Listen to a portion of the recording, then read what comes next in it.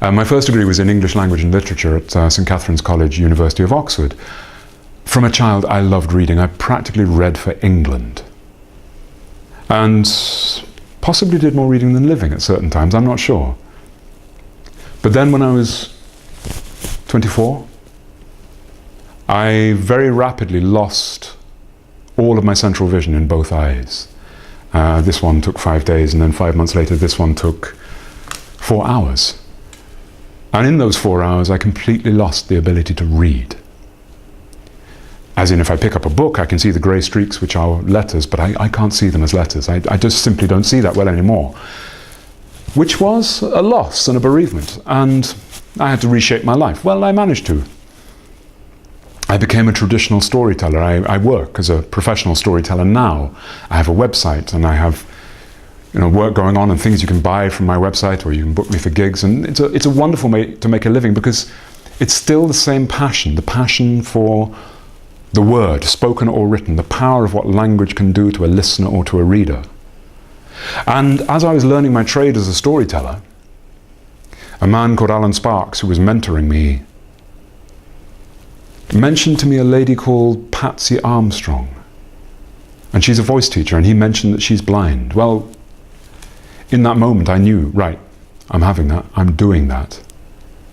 It wasn't easy. I had no previous training at all. And I made my first application for the MA course, which is Central School of Speech and Drama, which is also University of London. And I didn't get in. I had a nerve. I was applying for an MA when I hadn't had a single lesson.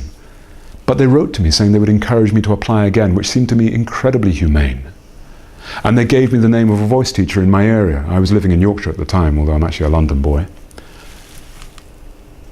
Well, I didn't manage to hook up with that particular teacher. Applied again, and I hooked up with the teacher maybe a week, 2 weeks before my next interview. So, of course, I didn't get in the second time. The third time I did. And I did the MA in Voice Studies at Central School of Speech and Drama, which was hard, but also life-transforming. This is at Central, University of London. And since then, I've also been working as a voice teacher.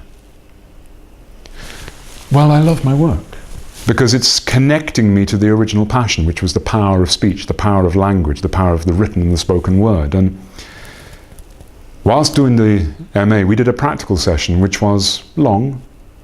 We spent at least an hour warming up our bodies and then our voices, and so we were open and receptive. This was the idea. And then the teacher started handing out bits of paper, and he'd done one in large print for me. And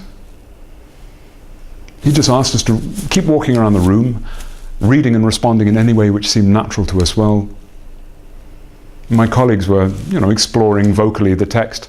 Me, I started reading it, and as I started to read it, it filled me. The language filled me with such excitement. You know that feeling you get when you know this is going to be amazing.